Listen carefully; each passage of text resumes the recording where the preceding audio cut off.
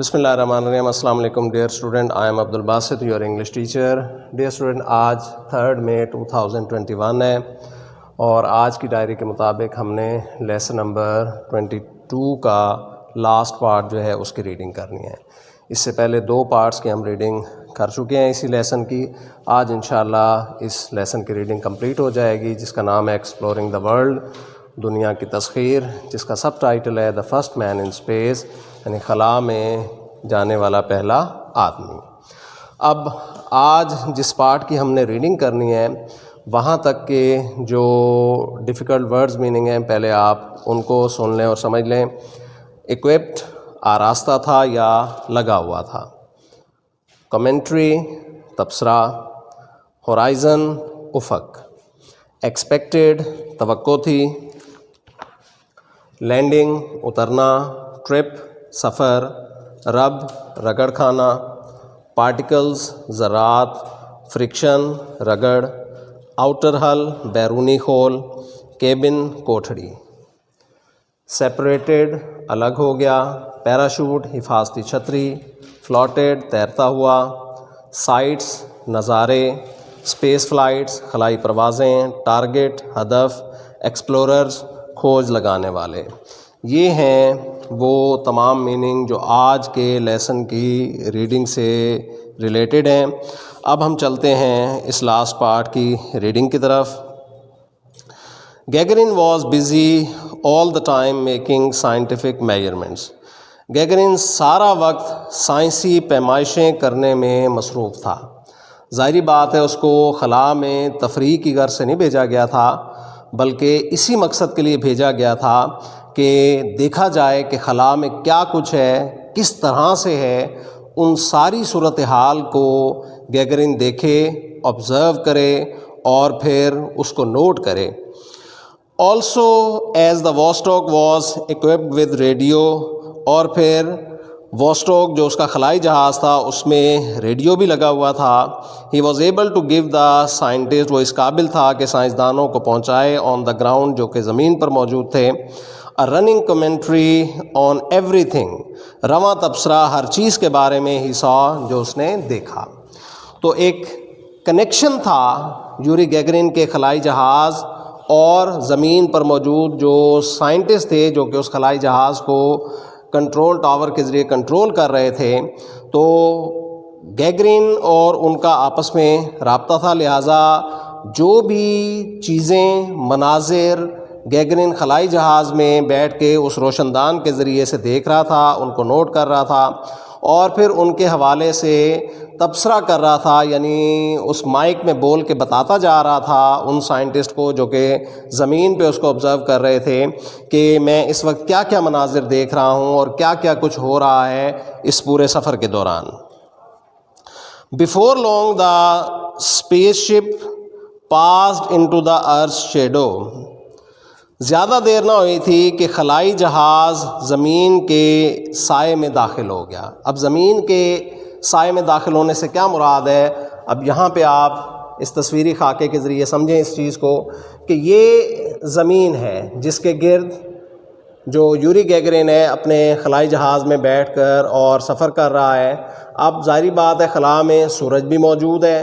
اب سورج کے سامنے والا حصہ جو ہے وہ تو روشن ہے جس پہ دن ہوتا ہے، اور جو پیچھے والا حصہ ہے وہاں پر جو ہے وہ سورج کے سائے، یہ سورج کی جو روشنی پڑ رہی ہے سامنے تو دن ہے اور پچھلی سائڈ پہ جو ہے وہ اس کا سایہ ہے.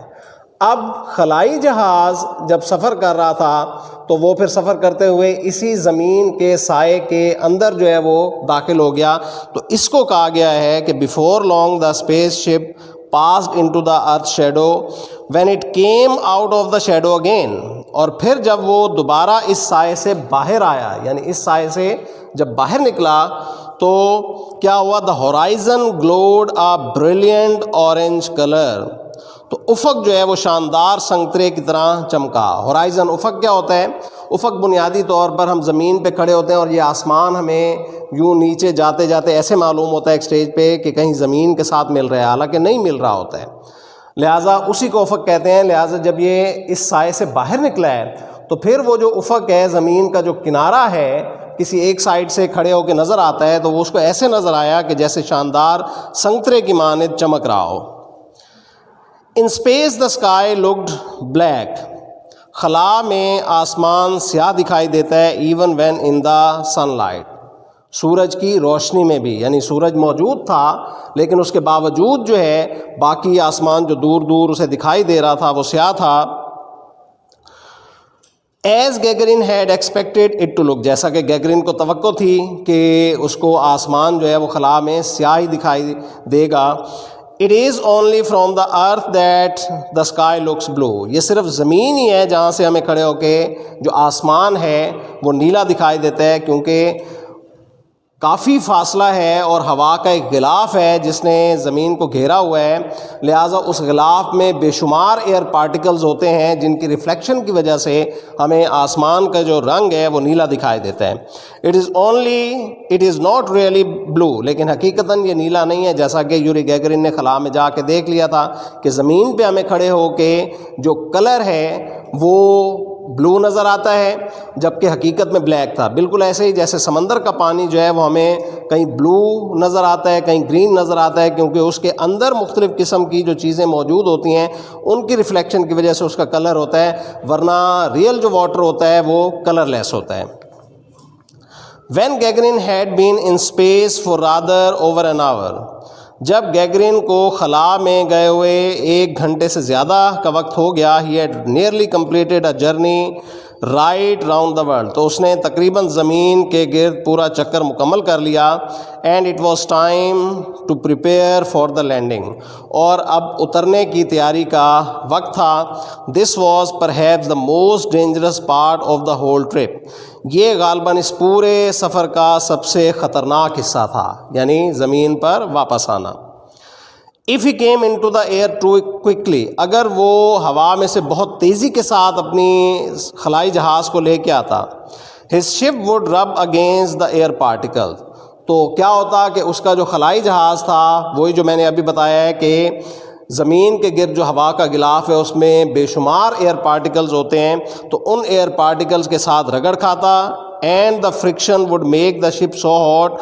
اور اس رگڑ کے نتیجے میں وہ جو اس کا خلائی جہاز تھا وہ اتنا گرم ہو جاتا دیٹ اٹ وڈ برن اپ, کہ وہ جل جاتا, اس کو آگ لگ جاتی اور پھر پھٹ جاتا وہ.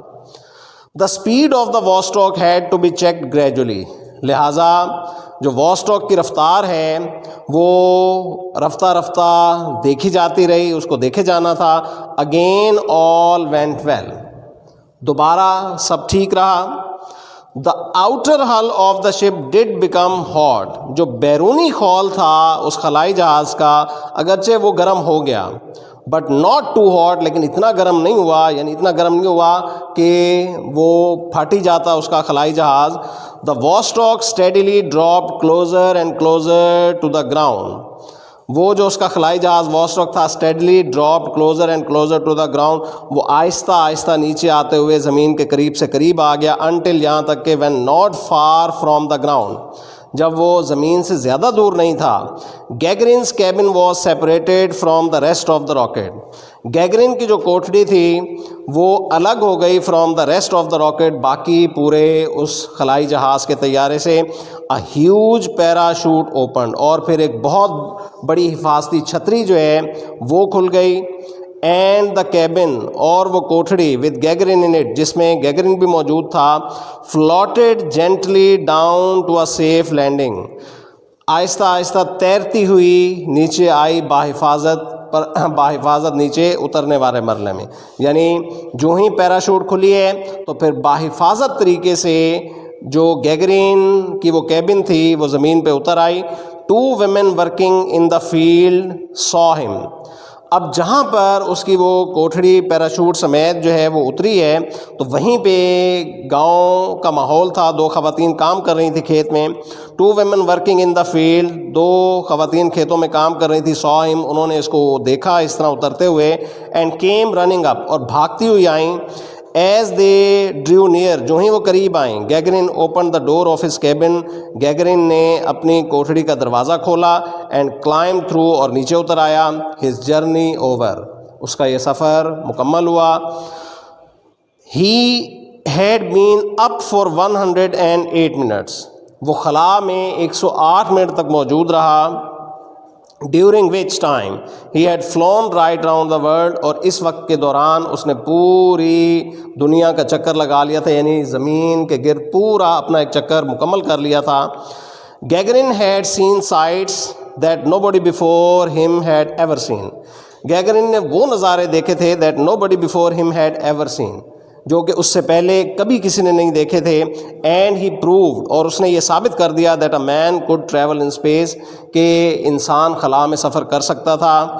سنس دین, تب سے, many longer space flights have been made, بہت ساری طویل خلائی پروازیں کی گئیں. And powerful rockets have taken men, اور طاقتور طیارے جو ہیں ہیو ٹیکن مین, وہ انسان کو لے گئے ہیں. Further and further away from earth, زمین سے دور دور, بہت دور, تو زمین سے بہت دور انسان کو لے گئے ہیں. یعنی اس کامیاب تجربے کے بعد پھر کئی اور پروازیں کی گئی ہیں تاکہ اس کائنات کو تسخیر کیا جائے اور دیکھا جائے کہ اس کائنات میں کیا کچھ ہے, اس کی وسعت کتنی ہے, کیا کیا کچھ اس میں موجود ہے. جیسا کہ اب ہمیں معلوم ہے کہ بلینز آف گیلیکسیز جو ہیں وہ اس کائنات کے اندر موجود ہیں, اور اسی چیز کو پھر مختلف جو ہے وہ خلائی پروازوں کے دوران مختلف قسم کے سائنٹسٹ نے, مختلف ہوابازوں نے دیکھا. مین ہیو لینڈڈ آن دا مون, اور پھر یہاں تک کہ انسان نے چاند پہ قدم رکھ دیا.